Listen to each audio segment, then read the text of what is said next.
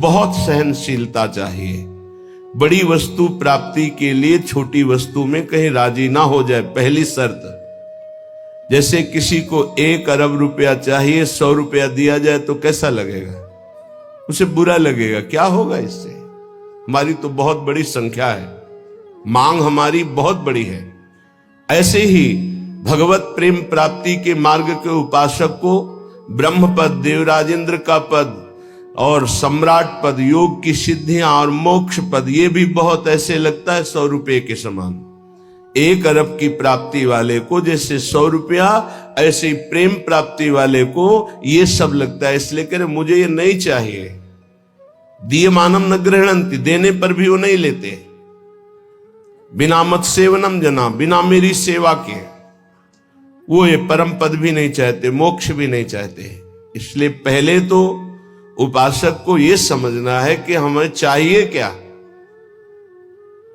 भोग मिला, भोग भोग लिए, जैसी वृत्ति हुई वैसे ही चल दिए, जैसा मन आया वैसे ही क्रीड़ा कर रहे हैं। तुम्हारा लक्ष्य क्या है? प्रेम। इतना महंगा है प्रेम, प्राण दिए यह प्रेम न पइए, ऐसो महंगो आय सखीरी। तुम इतने सस्ते बिक जाते हो। रसेंद्री के भोग, जनेन्द्री के भोगों में अपना लक्ष्य भूल जाते हो। तुम प्रेम प्राप्ति कैसे कर पाओगे? जो भूमा सुख का अधिकारी बनना चाहता हो, अल्प सुख का त्यागी होता है।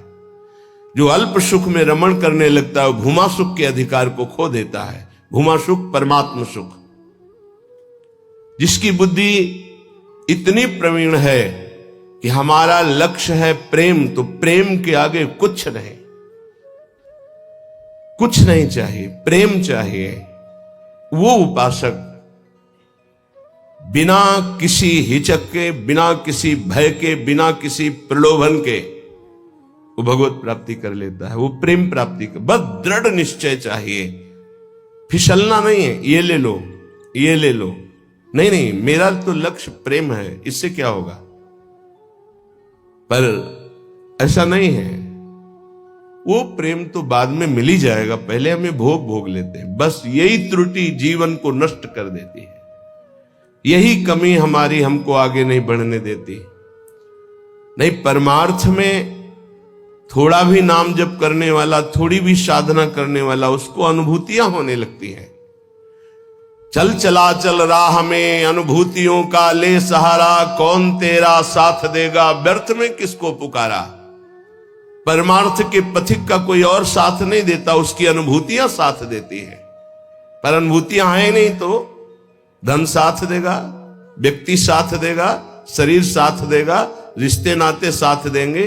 ये सब काल के गाल में दबे हुए हैं, ये क्या साथ देंगे।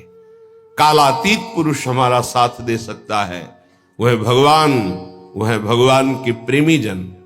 इसलिए बहुत सावधानी पूर्वक सत्संग सुने और इस जीवन का चरम लक्ष्य है प्रेम। उस प्रेम को हम प्राप्त करने के लिए कमर कसें।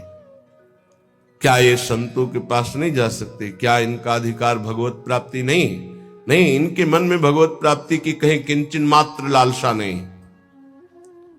पद और प्रतिष्ठा, भोग और ऐश्वर्य, नाम और कीर्ति, बस इतना ही लक्ष्य है।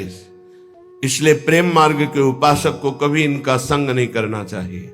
हां, कोई महाभागवत और पद पर विराजमान और भगवत भजन में लगा हुआ, भगवत प्राप्ति की लालसा वाला, उसका हृदय से स्वागत करना चाहिए। ऐसा नहीं कि कोई हो ही नहीं सकता। अम्बरीश जी महाराज चक्रवर्ती, सम्राट और महाभागवत, बड़े बड़े महाभागवत राजा हुए। दशरथ जी महाराज चक्रवर्ती, सम्राट, ऐसे महाभागवत कि भगवान उनके पुत्र श्री राम के रूप में आए। तो जो भगवान से विमुख है, केवल पद का ही अभिमान रखता है, राजपने का अभिमान रखता है, भोग ऐश्वर्य में घमंड में है, ऐसों का संग कभी भक्त को नहीं करना चाहिए।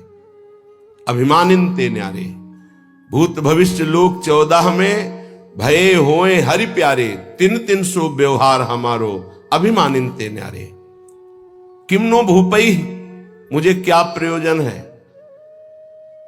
एक ब्रज के भक्तों के चरित्र में आता है, एक संत की कुटिया पर राजा दर्शन करने के लिए गए तो वो भिक्षा मांगने गए थे। दूर से उन्होंने देखा बड़ा राजा का वैभव, हाथी घोड़ा सब। लोगों से पूछा है क्या है? बोले राजा दर्शन के लिए। भागे और गांव में गए और कहा हमारी कुटिया में आग लग गई है, जल्दी बचाओ जल्दी बचाओ। गांव के लोग भागे, वहां गए तो देखा राजा समझ गए। उन्होंने हाथ जोड़ा और कहा महाराज क्षमा चाहते हैं, पर वो महाराज तो भाग गए, ऐसा कहकर वो दर्शन नहीं देंगे, आप चले जाइए यहां से। यदि आप अपना मंगल चाहते हैं तो महात्मा को कष्ट मत दीजिए, वो आपसे मिलना नहीं चाहते, आप चले जाइए यहां से। वो चले गए। किम भूपहि, मुझे क्या प्रयोजन है? जो राजपद के अभिमान में है, किसी भी पद में, उससे क्या प्रयोजन है? अगर अभिमानियों का संग होगा तो अभिमान जागृत हो ही जाएगा। अभिमानियों का, पदाभिमानियों का संग होगा तो भगवद आश्रय छूट ही जाएगा पक्का। ले लो हमारा फोन नंबर, मैं तो आपकी आज्ञा पर चलूंगा, आप केवल फोन कर दीजिए, सब ठीक हो जाएगा। मर गया साधक। जीवन में अन्य आश्रय आना अपनी साधना से भ्रष्ट हो जाना है। एक भरोसो एक बल एक आस विश्वास, एक राम घनश्याम हित चातक तुलसीदास। एक ही भरोसा, एक से ही आशा, एक से ही विश्वास, एक से ही संबंध हमारा मात्र आराध्य देव बस। अन्य का कहीं आश्रय हुआ तो उपासक गिर जाएगा, पक्का गिर जाएगा, और गिरते हुए देखा है। श्रीपाद प्रबोधानंद जी महाराज कह रहे, नु देवादि भिरवा, मुझे इन देवताओं से भी क्या प्रयोजन है? श्रीमद् भगवत गीता जी में भगवान कहते हैं भूतों को पूजने वाले भूतों को प्राप्त होते हैं, देवताओं को पूजने वाले देवताओं को प्राप्त होते हैं। तो देवलोक स्थायी लोक नहीं है, स्वाप्निक है। देवादिभिर्वा स्वप्नैश्वर्योत्फुल्लित। जैसे स्वप्न में आप पहुंच गए, बहुत सुंदर मकान, बहुत सुंदर सुंदरियां, भोग ऐश्वर्य, जब जगे तो कुछ नहीं है। ऐसे स्वप्न का विलास स्वर्ग है, एक अच्छा सुखद स्वप्न, जहां पुण्य खत्म हुए, मृत्यु लोक के विसंति, आग खुला, कुछ नहीं। इसलिए मुझे देवताओं से भी क्या प्रयोजन है? क्या दे देंगे? क्या भगवान की प्राप्ति करा सकते हैं? क्या भगवत प्रेम दे सकते हैं? नहीं दे सकते। इसीलिए कहा गया बड़े भाग मानुष तन पावा, सुर दुर्लभ सद ग्रंथन गावा। ये देवताओं को भी दुर्लभ है मनुष्य देव, क्योंकि इससे हम भजन करके भगवान को प्राप्त कर सकते हैं, वो नहीं।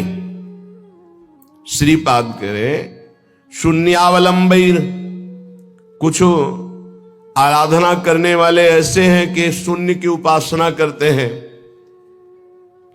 अरे ध्यान ही करना है तो सच्चिदानंद भगवान के नाम रूप का ध्यान करो, समय सार्थक हो जाएगा। किम वैष्णवैर वापी, वैष्णव धाम वैकुंठ से भी हमारा क्या प्रयोजन है? ये तो सखाओं को पसंद नहीं आया। जब सखाओं ने जाना, नंद बाबा को वरुण के पार्षद ले गए थे, और श्री कृष्णचंद्र जो जब उनको मुक्त कराने के लिए गए, तो जो लोकपाल वरुण ने साष्टांग दंडवत की और अर्घ पूजा और उपासना वो नंद बाबा ने देखी। मेरे लाला को बड़े बड़े देवता लोकपाल दंडवत कर रहे हैं। और स्तुति जब की तो सुना नंद बाबा ने, तो आके ब्रजवासियों से बताया मेरा लाला तो भगवान है। सखाओं ने कहा क्यों कन्हैया तू भगवान है? बाबा कह रहे थे तू भगवान है। तो भगवान है तो वैकुंठ दिखा। भगवान श्री कृष्णचंद्र जो मुस्कुराए अपने भोले सखाओं की बात सुन, तो ये ब्रह्म हृदय है, स्नान करो इसमें, फिर हम तुम्हें वैकुंठ का दर्शन कराएंगे। जीव ही डुबकी लगाई, पहुंच गए वैकुंठ। वहां भगवान की दिव्य चतुर्भुज पार्षद और दूर सिंहासन में इंद्र नीलमणि कांति चतुर्भुज भगवान श्री के सहित विराजमान है, लक्ष्मी जी के सहित विराजमान है। वो कांप गए वैभव देखकर। पार्षदों ने रोक दिया। अरे बोले मुझे ऐसे के पास जाना ही नहीं, मेरा कन्हैया तो सिर्फ मेरा है। और एकदम व्याकुल हुए कहा नहीं चाहिए मुझे वैकुंठ। और डुबकी से बाहर हुए, देखा मेरा कन्हैया मुस्कुरा रहा है। बोले प्रभु चरणों में गिर गए, कहा कभी वैकुंठ मत भेजना, मुझे ऐसे वैकुंठ में नहीं जाना जहां आपसे इतनी दूरी हो, जहां ऐसा वैभव नहीं। मेरा कन्हैया जिसके साथ हम खेलते हैं। तो ये तो सखा भाव की बात है, फिर ऊपर के भाव में कौन स्वीकार करेगा ऐसे वैभव को? वैकुंठ के भी वैभव को नहीं स्वीकार करना, ना श्रीमत, ना किसी वैभव ऐश्वर्य सिद्धियों को स्वीकार करना। तब वृंदा कानन एकांत भाजाम, तब वृंदावन के एकांतिक प्रेम की प्राप्ति होती है। एकांतिक, प्रिया प्रीतम, श्यामा श्याम। तो अभी आप कहते हो मुझे मोक्ष नहीं चाहिए, वैकुंठ नहीं, 500 रुपया में प्रभु को भूल जाते हो, वैकुंठ की बात करते हो। मोक्ष जानते हो किसे कहते हैं? अभी जाना ही नहीं मोक्ष किसे कहते हैं। जरा से लौकिक सुख में तो घुटने टेक देते हो, मोक्ष सुख के त्यागी कैसे हो गए? ये जो त्याग की बात है, ये उन भजनानंदियों की जिनकी स्थिति में आ चुके हैं।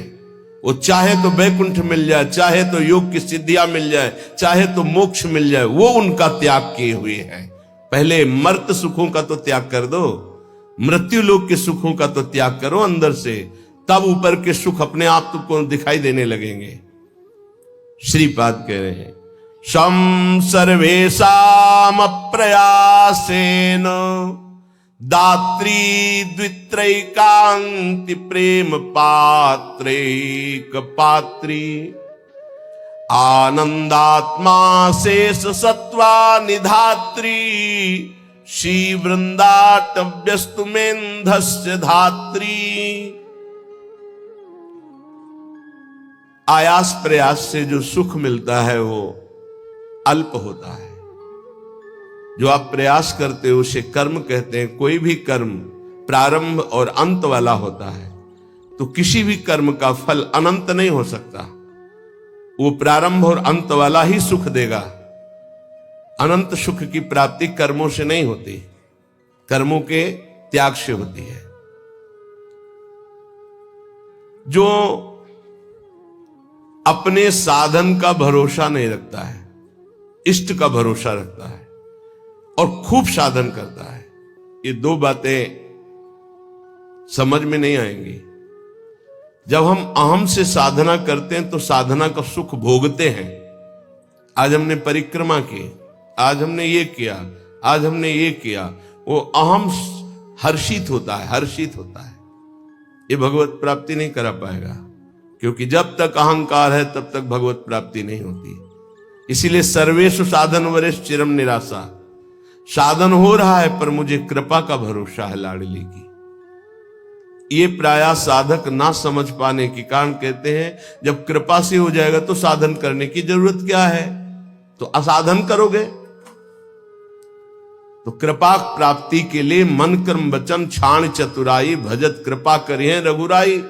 मन कर्म वचन त्रिशुद्ध सकल मत हम श्री हित हरिवंश उपासी।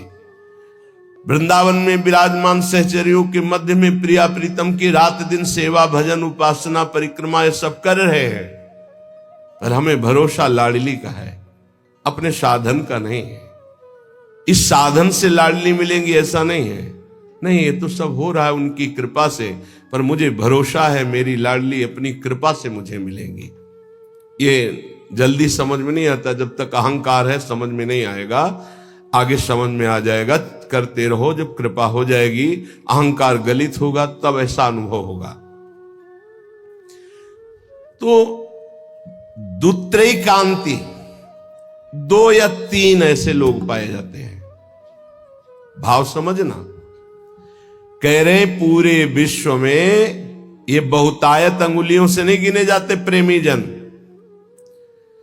जिनको न राजाओं से मतलब है न देवताओं से मतलब है। वो स्वाप्निक सुख जो स्वर्गलोक आदि के सुख है उनसे मतलब नहीं है, जो मोक्ष से भी मतलब नहीं रखते, जो वैष्णव धाम वैकुंठ से भी मतलब नहीं रखते, वृंदावन की एकांतिक कुंज में बैठे हुए श्यामा श्याम का जस गा रहे हैं, श्यामा श्याम के लिए रुदन कर रहे हैं, जिनका आयास प्रयास से प्राप्त होने वाले सुख की कोई आकांक्षा नहीं है, ऐसे दुत्रैकांति, 2 या 3, सरल भाषा में समझिए। जो कहो हरिवंश रस बिरलो समझन हार, एक दोई जो खोजिए पाई सब संसार। संपूर्ण संसार में एक दो है। एक बार भगवान वल्लभाचार्य जी से उनके एक प्रिय धनी शिष्य ने कहा, आज हमारी इच्छा है कि 100 विद्वान ब्राह्मणों को भोजन कराएं। बोले बहुत सुंदर, यदि एक 12 तिलकधारी कंठीधारी आचार्य परंपरा से युक्त वैष्णव को पवा दो तो 100 ब्राह्मणों को पवाने का फल प्राप्त हो जाएगा। ओहो, ऐसा वैष्णव की तो प्रभु हम 100 वैष्णव पवाएंगे। तो उनका एक अश्रुपूरित, आंखों से अश्रु बह रहे, शरीर पुलकित है, कंठ गदगद है और नाम में रत है, ऐसे प्रेमी महाभागवत को पवा दो तो 100 वैष्णवों के पवाने का तुम्हें फल प्राप्त होगा। तो बोले भगवान 100 प्रेमियों को पवा देते हैं। तो वल्लभाचार्य जी के आंसू आ गए। प्रेमी 100 नहीं, प्रेमी तो 1-2 ऐसे मिलते हैं। कैसे प्रेमी?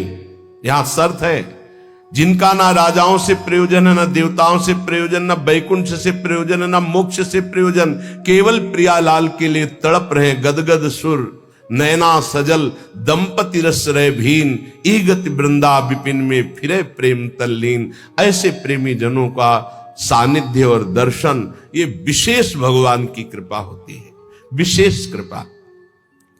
श्रीपाद कह रहे दुखान्येव सुखानि, ये प्रेम प्रेम। विद्य यशो जानी कीर्तिम परा, मन्ने था अधमश्च दुष्परिभवान सम्मानवत् सत्तमयी। दैन्यान्येव महाविभूतिमति सल्लाभान लाभान सदा, पापान्येव च पुण्यमस्ति यदि ते वृंदावनम जीवनम। अगर प्रेम प्राप्ति करना है तो दुखों को गले लगाना सीखो, सच्ची कहते हैं। फिर हृदय की बात कहते हैं।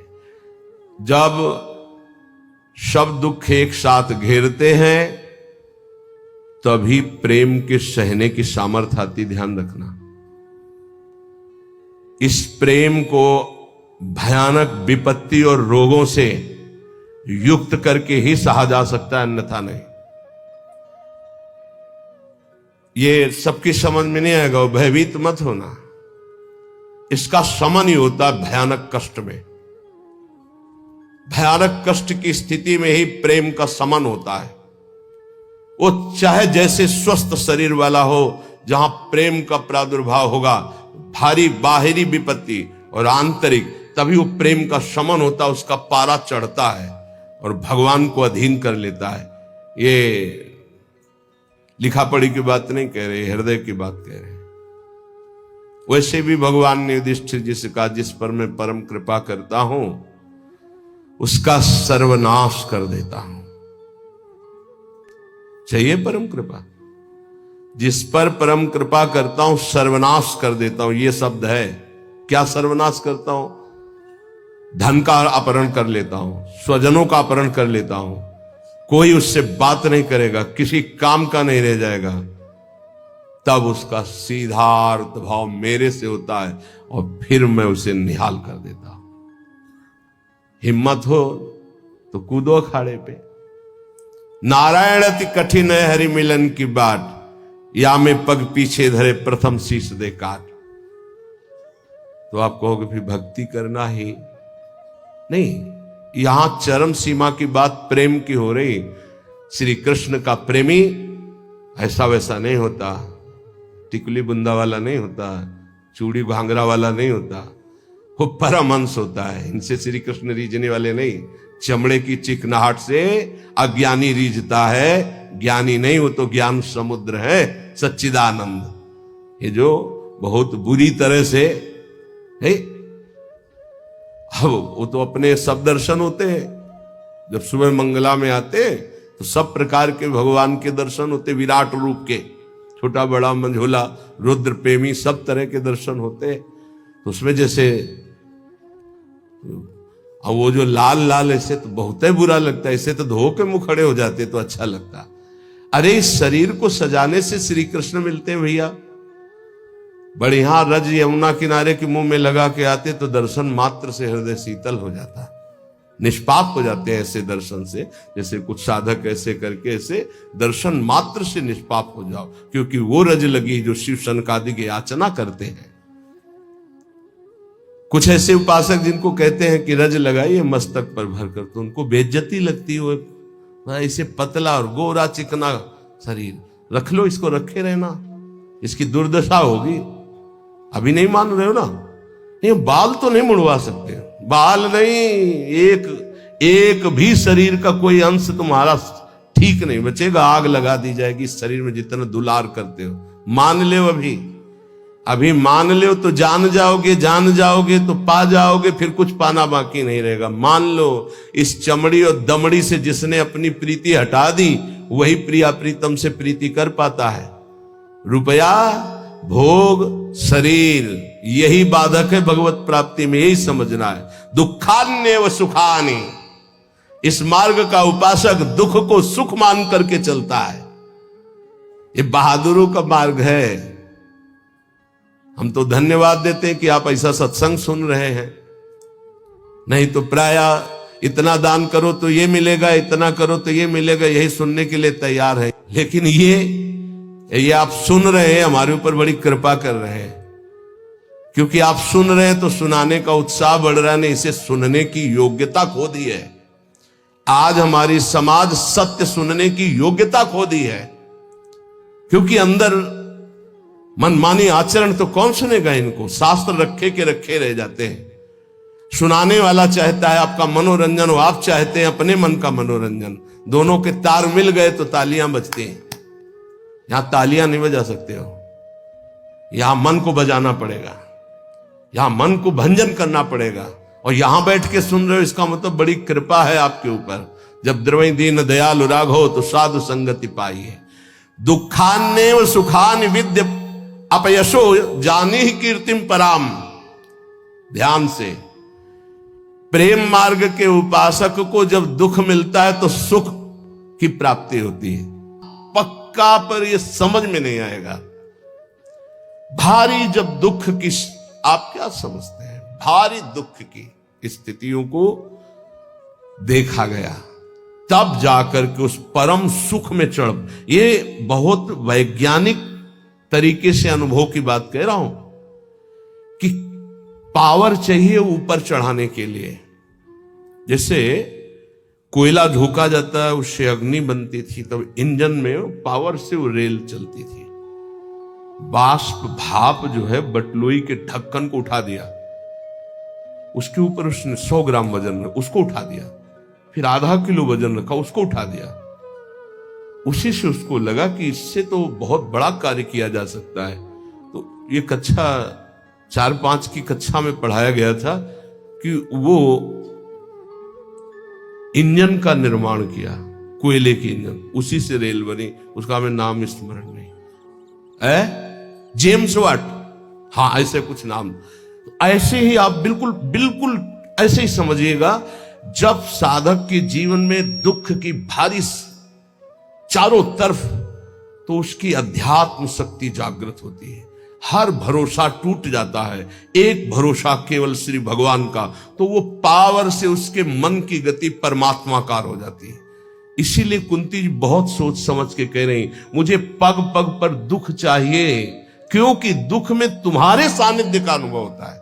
ये हम कृपा मनाते हैं, भगवान की कृपा मनाते हैं कि इसने वो बाजी जितवा दी जो कभी साधना में नहीं जीत सकते थे, कभी नहीं। ये खुद निज अनुभव ये कहूं खगेशा, वो भगवान ने जिता दी।